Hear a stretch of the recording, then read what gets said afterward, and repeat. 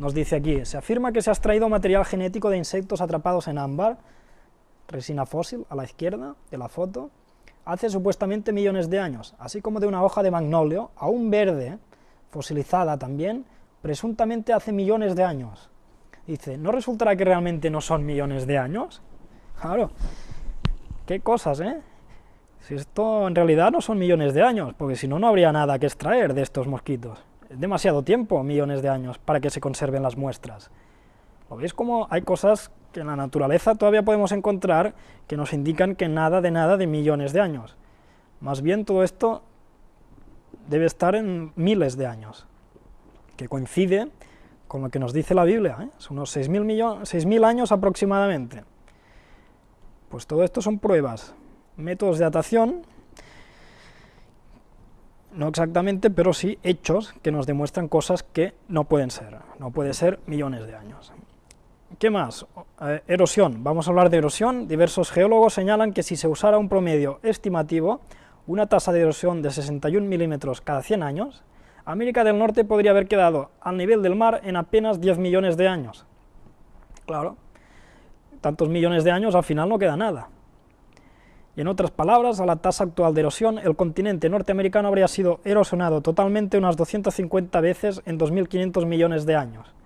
Claro que esto no puede ser, porque una vez erosionado, ya está, no queda nada, no se puede volver a erosionar, pero es una manera de decir las cosas, 250 veces se habría erosionado, o sea que nada de millones de años, ¿no? ¿Por qué están todavía allí todas las montañas si son tan antiguas? Está claro que no son tan antiguas. Si no, no quedaría nada, debido a la erosión.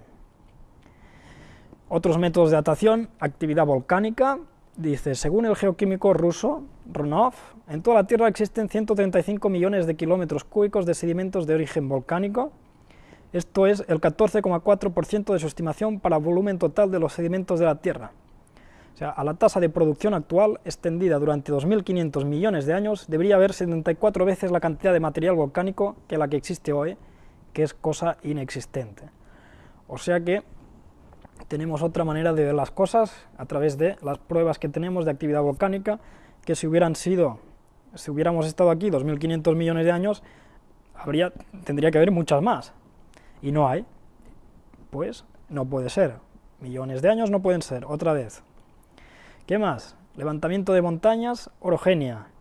Las montañas cordilleras de la Tierra se están levantando lentamente a razón de unos pocos milímetros por año.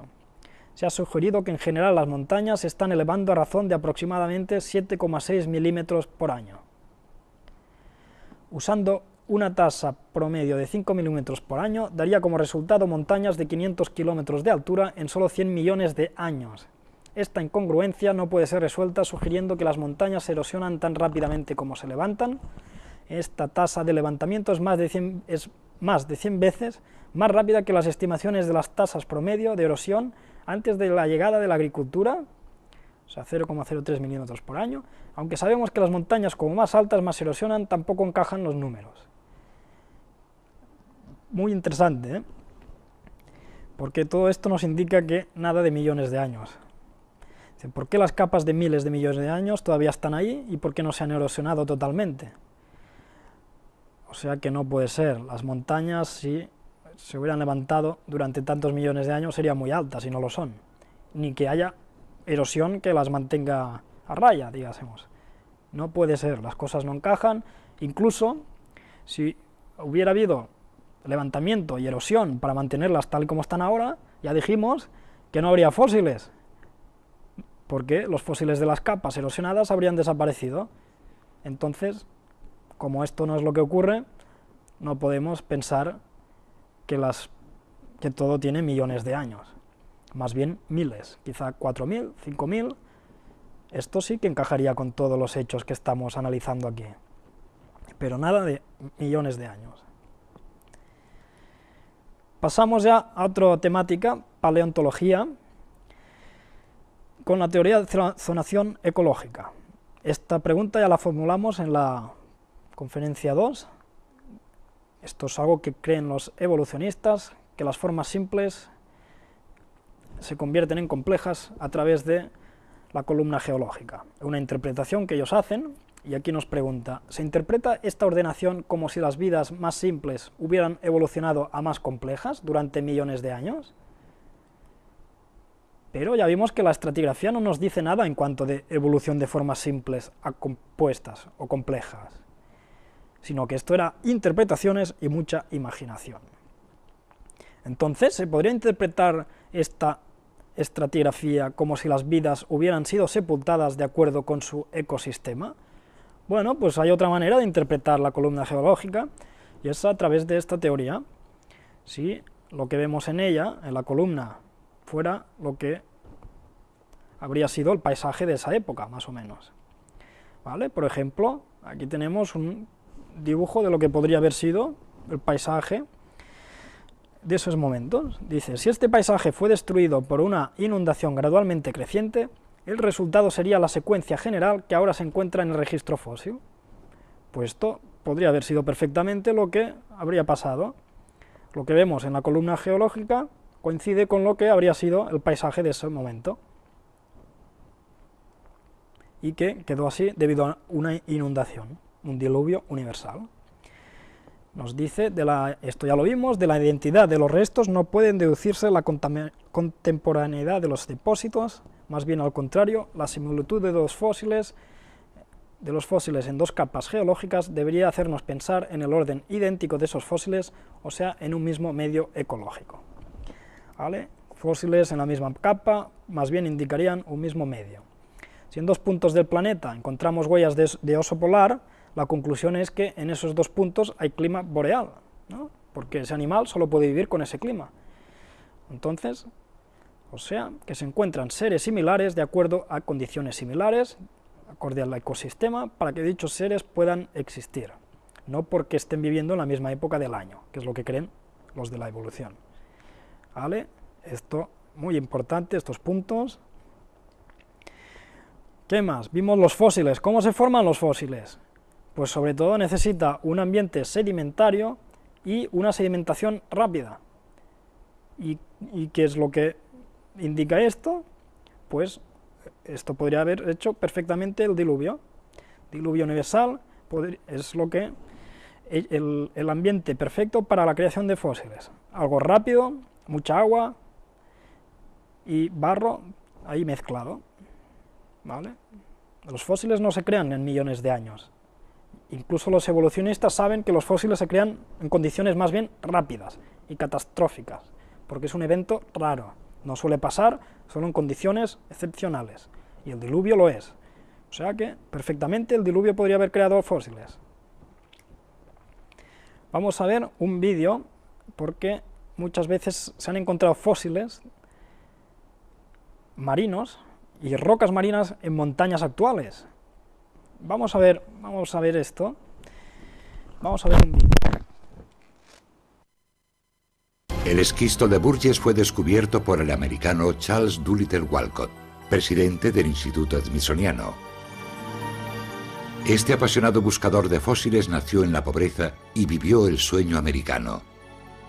Sin más diploma que el de la escuela superior, se abrió camino hasta la cima de la comunidad científica americana. Pero serían sus continuas expediciones en busca de fósiles a las más remotas montañas de Norteamérica la causa de su descubrimiento más asombroso. Fue justo aquí donde Walcott hizo su asombroso descubrimiento.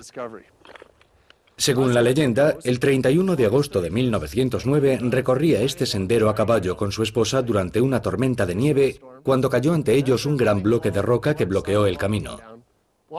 Como todos los paleontólogos, Walcott era un caballero, así que saltó de su caballo de inmediato, dio la vuelta al bloque de roca y encontró un fósil increíblemente bien conservado. Había caído al camino, pero ¿desde dónde? Desde ahí arriba. La roca procedía de una sección del acantilado de no más de 30 metros de ancho. Una zona pequeña que se convertiría en la famosa cantera de El Esquisto de Burgess.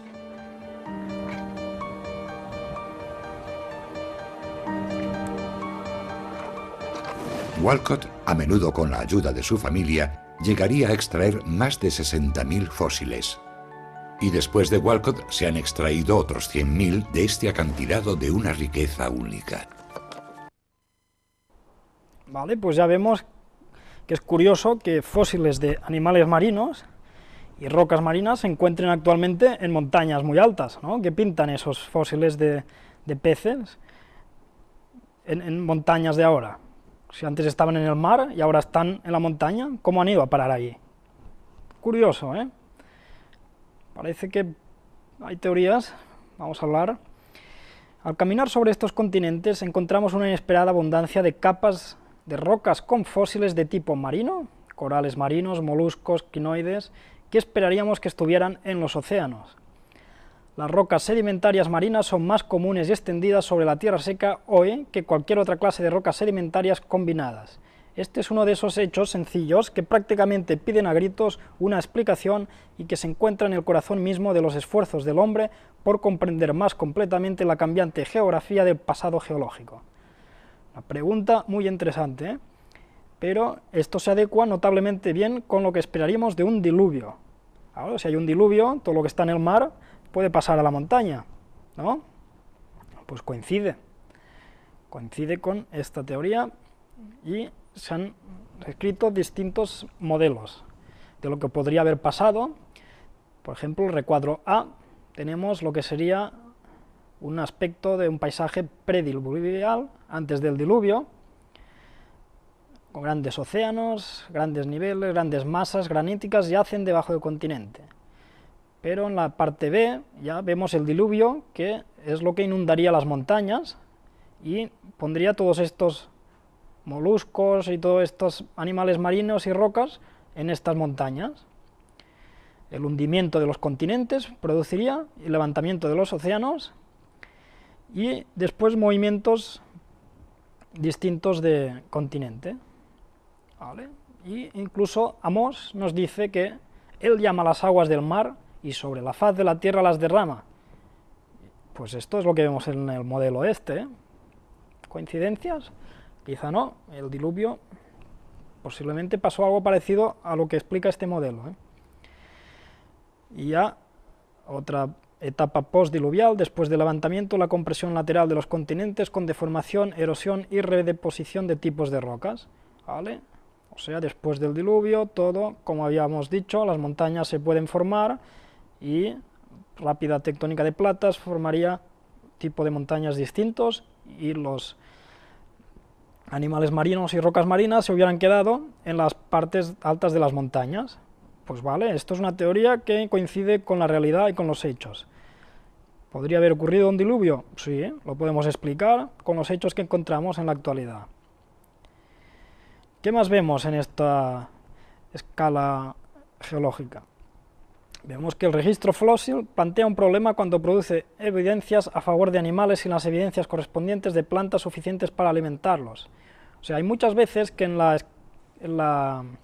escala geológica, la columna geológica, vemos que hay muchos animales, ya por ejemplo podemos ver muchos dinosaurios, pero pocas plantas.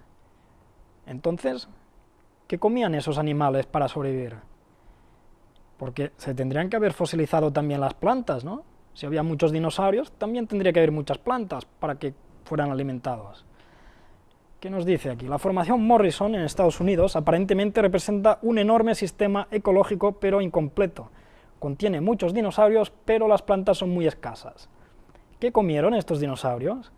Por ejemplo, un apatosaurus consumiría 3,5 toneladas de forraje verde diariamente. Bastante comida, ¿eh? Solo un dinosaurio, un apatosaurus. Si los dinosaurios estuvieron viviendo ahí por millones de años, ¿qué comieron si las plantas eran tan escasas? Claro, ahí no vemos, junto a los dinosaurios fosilizados, muchas plantas, pero tendrían que estar ahí, según el modelo evolucionista. Entonces, ¿qué pasó ahí? ¿Qué ha pasado con estos ecosistemas incompletos?